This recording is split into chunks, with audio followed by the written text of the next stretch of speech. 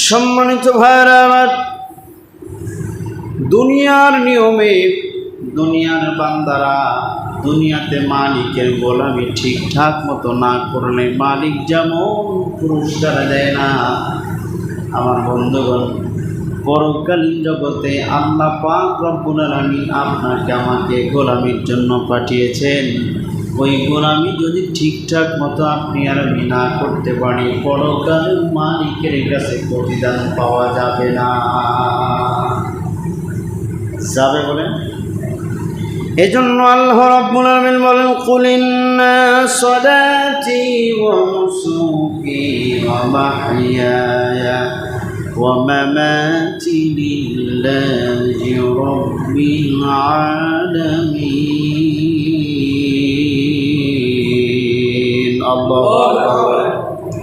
আল্লাহ রাব্বুল আলামিন বলেন, কুল হে নবী আপনি বলে দিন, ইন্নাস সালাতি, নিশ্চয় আমার নামাজ। নামাজ নিয়ে লম্বা চড়া কথা আমি আপনাদের মাঝে বলেছি, সেদিকে আমি যাব না। তাহলে নামাজটা আমার, নামাজটা কার? আর একবার বলতে হবে কার? আল্লাহ পাক বলেন, নবী আপনি বলেন আমার নামাজ। আমার কোরবানি, ঈদুল আজহার ময়দানে কোরবানি নিয়ে আমি বাবু কাকারে কথা বলেছি, সেদিকে আমি যাব না। আমার বন্ধুগণ খুব খেয়াল করবেন, আল্লাহ পাক বলেন, নবী আপনি বলেন আমার নামাজ, আমার কোরবানি, এরপরে আমার জীবন। আমি আজকে জীবন নিয়ে কথা বলবো। আমার বন্ধুগণ, আমার ভাইরা, আল্লাহ পাক বলেন, নবী আপনি বলেন আমার নামাজ, আমার কোরবানি, আমার জীবন, আমার মরণ, সব কিছু হবে কার জন্য? আর একবার আওয়াজে বলেন না, কার জন্য? সব কিছু হবে কেবলমাত্র শুধুমাত্র মালিকের জন্য। জীবনের কথা বলতেছিলাম, জীবন নিয়ে কথা বলবো। বন্ধু, দুনিয়াতে আমরা যে জীবনটা নিয়ে এসেছি ক্ষণিক সময়ের জন্য, অল্প সময়ের জন্য। কখন আপনি চলে যাবেন আপনি জানেন না, কখন আপনার জীবন প্রতি নিভে যাবে আপনি জানেন না। আপনি রাস্তায় চলতেছেন, বাড়িতে পৌঁছাইতে পারবেন এই গ্যারান্টি আপনার জীবনের নাই। এই যুবক, খানা খাইতেছেন, এক লোকমা মুখের ভিতরে দিয়েছেন, দ্বিতীয় লোকমা মুখে উঠাইতে পারবেন এই গ্যারান্টি আপনার জীবনের নাই। মসজিদে নামাজের জন্য এসেছেন, বাড়িতে যাইতে পারবেন এই গ্যারান্টি আপনার জীবনের নাই। বসে আছেন, দাঁড়াইতে পারবেন এই গ্যারান্টি আপনার জীবনের নাই রে যুবক। আমার বন্ধুগণ, আমার মাইনা, বাড়ি থেকে আপনি বের হয়েছেন বিভিন্ন কাজে কর্মের জন্য, বাড়িতে এসে আবার আরাম বিশ্রাম করতে পারবেন এই গ্যারান্টি আপনার জীবনের নাই। কারণ দুনিয়ার জীবন সংকীর্ণ, দুনিয়ার জীবন খুবই ছোট, খুবই স্বল্প। এই জন্য বন্ধু, স্বল্প সময়কে যারা মূল্যায়ন দিতে পারবে, স্বল্প সময়কে যারা কাজে লাগাবে, স্বল্প সময়কে যারা মূল্যায়ন করবে, কিয়ামতের কঠিন আদালতে আল্লাহ পাক এই স্বল্প সময়ের মূল্য বৃদ্ধি করতে করতে এত পরিমাণ বাড়ায় দিবে, আল্লাহ পাক খুশি হয়ে বলবে, যা বান্দা যা, দুনিয়াতে আমি আল্লাহকে স্বল্প সময় ইয়াকিনের সাথে, একনিষ্ঠর সাথে, ঈমানের সহিত আদায় করেছিলি, পালন করেছিলি, ডেকেছিলি আমি আল্লাহকে, আমি আল্লাহ আজকে খুশি হয়ে গেলাম। এ বান্দা যা, আমি আল্লাহ তোকে জান্নাতি মেহমান বানায় দিলাম। সুবহানাল্লাহ বলতে মন চায়? আমার মনে হয় সুবহানাল্লাহ বললে পাপ হয়, পাপ হয়। তা আপনাদের কান পর্যন্ত আওয়াজগুলো যায় না? এখানে কিছু নেওয়ার জন্য আসছে, নেওয়ার জন্য আসলে মালিকের হক আদায় করবেন, কিছু নেবেন, এটাই তো কাজ, নাকি বলেন? সুবহানাল্লাহ, আলহামদুলিল্লাহ স্বতঃস্ফূর্তভাবে জবাব দিলে আল্লাহ রব্বুল আলামিন নেকি মিজানের পাল্লাকে পরিপূর্ণভাবে নেকি দিয়ে দেয়। সুবহানাল্লাহ। সুতরাং ভাইরা আমার, বলতেছিলাম জীবনের কোনো গ্যারান্টি নাই, জীবনের কোনো লিমিট নাই। আমার বন্ধুগণ, দুনিয়াতে আসার একটা সিরিয়াল আছে।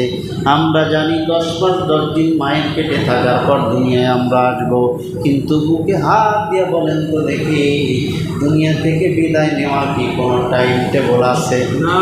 জোরে বলেন, আছে? দুনিয়া থেকে বিদায় নেওয়ার কোনো টাইম টেবল নাই।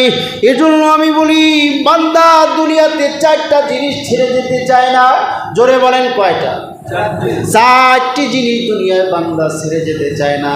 খুব খেয়াল করেন, জানা জিনিস আমি আপনাদের সামনে স্মরণ করতেছি আমার বন্ধুগণ। 1 নম্বর হচ্ছে চিরজীবন, 1 নম্বর চিরজীবন, 2 নম্বর চিরযৌবন, 3 নম্বর চির শান্তি, 4 নম্বর চির ক্ষমতা।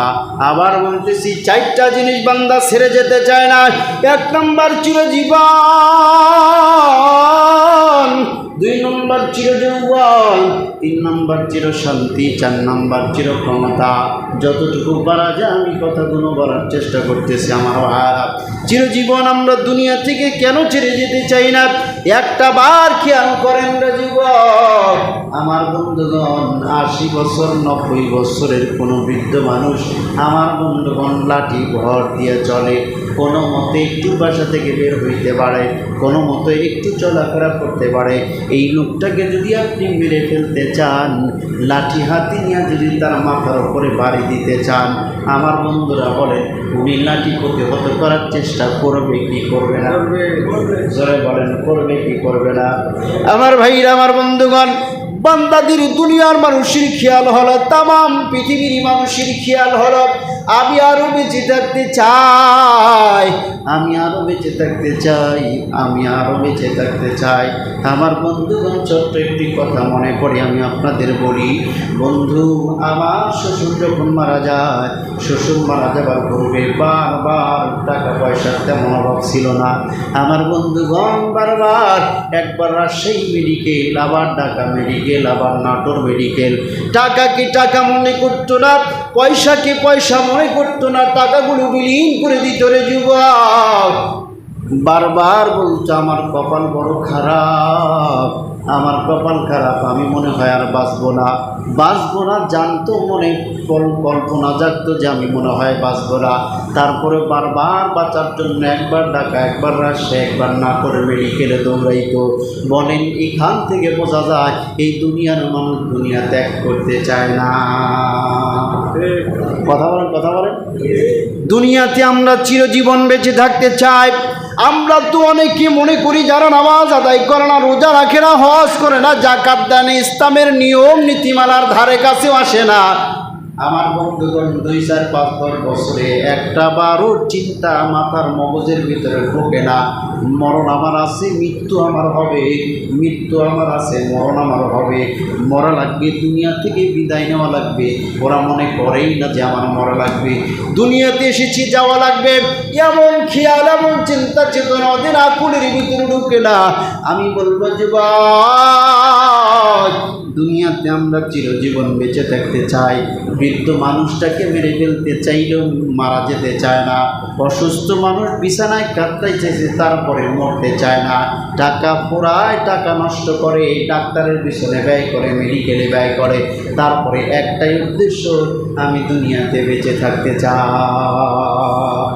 কথা বলেন। 4টা কথার 1 নম্বর বললাম চিরজীবন আমরা দুনিয়ায় বেঁচে থাকতে চাই। বাস্তবতার সঙ্গে কথাটা মিল করে দেখবেন, আপনি আপনার বাস্তবতার সঙ্গে কথাটা মিল করে দেখবেন। যুবক বন্ধু, তাহলে দুনিয়াতে আমরা চিরজীবন বেঁচে থাকতে চাই। আমি বলেছিলাম আমার জীবন, আমার মরণ, আমার নামাজ, আমার রোজা সব কিছু হবে কার জন্য? আরো জোরে বলেন, কার জন্য? তাহলে বলতেছিলাম জীবন নিয়ে কথা বলবো। জীবন দুনিয়াতে এসেছি, যে কোনো সময় আমার প্রদীপটা নিভে যাবে, আলোটা নিভে যাবে, বাতিটা নিভে যাবে, এই খেয়াল করে বান্দাকে দুনিয়ায় চলা লাগবে। এরপরে আসেন আমার ভাইয়েরা, চিরযৌবন। আমরা দুনিয়াতে অনেক বৃদ্ধ বাবা আছে, 70 বছর বয়স, তারপরেও আমার বন্ধুগণ গালের ভিতর ব্লেড লাগায়, আমার বন্ধুগণ দাড়িগুলো ক্লিন করে। আমার ভাই, আমার বন্ধুগণ, কষ্ট নেবেন না দাড়ি ছাড়া বাবা যারা আছেন। আমি আপনাদের ভাই, আমি আপনাদের সন্তান, আপনারা জাহান্নামে যান এটা আমি চাই না। আপনাদেরকে ঘায়েল করার জন্য আমি বলতেছি না। আমি শুধু আপনাদের উদ্দেশ্যে বলতে চাই, সংশোধন হন। দুনিয়ার জীবন অল্প, দুনিয়ার জীবন খুবই স্বল্প। দাড়ি ছাড়া যদি আপনি চলে যান, আল্লাহর হাবিব আপনাকে কিয়ামতের কঠিন আদালতের নাম চিনতে পারে। দুনিয়ার দৃষ্টান্ত হল, আপনি যদি কোনো বন্ধুর সঙ্গে বন্ধুত্ব স্থাপন করেন, এই বন্ধুর সঙ্গে অন্তরঙ্গ বন্ধুর সম্পর্ক। আমার বন্ধু এক মুহূর্তে আপনি আপনার বন্ধুরে না দেখলে ভালো লাগে না, হৃদয়ের ভিতরে অশান্তি কাজ করে, বিরাজ করে। বন্ধু বলেন তো দেখি, দূর প্রদেশে হোক আর দূর দূরান্তে হোক, দূর দূরান্তে কোথাও দুই বন্ধু সফরে চলে গেছেন, অথবা একজন গিয়েছেন, গিয়ে বিপদে পড়েছেন, আপনার স্বর্ণপন্ন হয়েছে, বন্ধু আমি বিপদে পড়েছি, তুমি আমার একটু বাঁচাও। বলেন তো অন্তরঙ্গ বন্ধু জীবন দিয়ে হলেও বাঁচানোর চেষ্টা করবে কি করবে না? সরে বলেন, করবে কি করবে না? বন্ধু বন্ধুরে বাঁচানোর চেষ্টা করবে, আকল দিয়া বুঝার চেষ্টা করেন। আল্লাহর হাবিব বলেন, কুল, আল্লাহ পাক বলেন, কুল ইন কুনতুম তুহিব্বুনাল্লাহ ফাত্তাবিউনি ইউহিব্বুকুমুল্লাহ ওয়া ইয়াগফির লাকুম যুনুবাকুম ওয়াল্লাহু গফুরুর রহিম।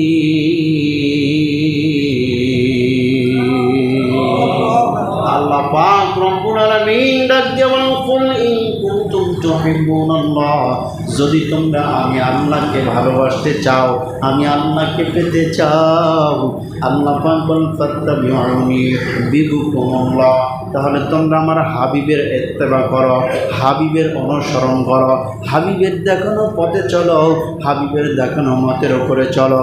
হাবিব যেইটা বলেছে ওইটা করো, যেটা থেকে দূরীভূত হতে বলেছে সেখান থেকে দূরীভূত হয়ে যাও। এ গোলাম, রসুলের সুন্নাহ হচ্ছে মুখে দাড়ি রাখা। আমার বন্ধু যদি দাড়িটা আপনি না রাখেন, বলেন তো রসুলের সুন্নাহ অনুযায়ী যদি আপনি আপনার জীবনটা না চালান, আমার বন্ধুগণ বুকে হাত দিয়ে একটা বলেন, একবার বলেন তো দেখি, রসুলের সঙ্গে আপনার সম্পর্ক নাই, রসুলের তরিকার সাথে আপনার সম্পর্ক নাই, রসুলের সুন্নাহর সাথে আপনার সম্পর্ক নাই, রসুল আপনাকে চেনে না, আপনি রসুলকে চেনেন না। যেই দিন কঠিন কিয়ামতের আদালতে মানুষগুলোকে বলে যাবে, আল্লাহ পাক বলেন, ইয়াউমা ইয়াফিরুল মারউ মিন আখিহি ওয়া আবিহি ওয়া উম্মিহি ওয়া সাহিবাতিহি ওয়া বানি লিকুল্লি ইমরিইন মিনহুম ইয়াউমাইযিন শানুন ইউগনি। আকল দিয়ে বোঝার চেষ্টা করেন। প্রতিনিয়ত কথা আমরা শুনি, কিন্তু আকল দিয়ে বোঝার চেষ্টা করি না ভাই, একটু আকল দিয়ে বোঝার চেষ্টা করুন। আল্লাহ রাব্বুল আলামিন বলেন, ইয়াউমা ইয়াফিরুল মারউ মিন আখিহি, সেদিন আপনার আপন মায়ের পেটের ভাই, যেই ভাইয়ের কথায় আপনি উঠতেন আর বসতেন, যেই ভাই যেইভাবে বলতেন সেইভাবে চলতেন, আল্লাহ পাক বলেন, ইয়াউমা ইয়াফিরুল মারউ মিন আখিহি, সেদিন আপনার আপন মায়ের পেটের ভাই আপনাকে ছেড়ে চলে যাবে, আপনাকে ছেড়ে পালায় যাবে। আল্লাহ পাক বলেন, উম্মিহি, যেই মা আপনাকে 10 মাস 10 দিন গর্ভে ধারণ করেছে, ওই মা আপনার কথা ভুলে যাবে। মা বলবে, না, দুনিয়ায় আমার কোনো সন্তান ছিল না, আমি দুনিয়াতে আমার বিবাহই হয় নাই, আমার কোনো সন্তান নাই। আমার বন্ধুগণ, আল্লাহ পাকের পরে বর্ণ আবিহি, যে আব্বা, যে পিতা আপনাকে দুনিয়া আনার জন্য প্রচেষ্টা চালিয়েছেন, ছোট্টবেলা থেকে কত কষ্ট করে পরিশ্রম করে আপনাকে লালন পালন করেছে, ওই আব্বা আপনাকে ভুলে যাবে।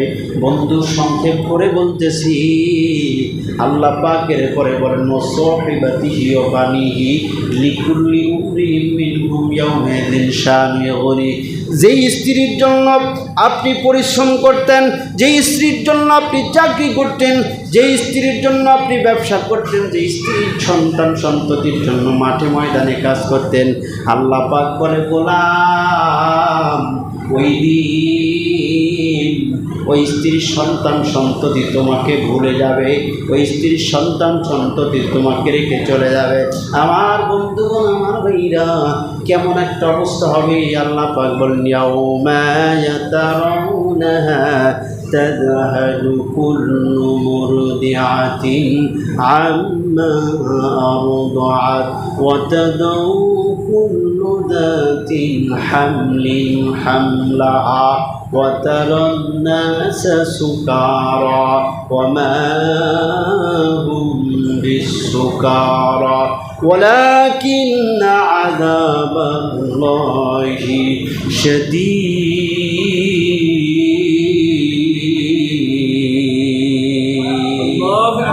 আল্লাহ রাব্বুল আলামিন বলেন সেদিন এমন একটা অবস্থা হবে গর্ভধারিণী মা গর্ভপাত হয়ে যাবে।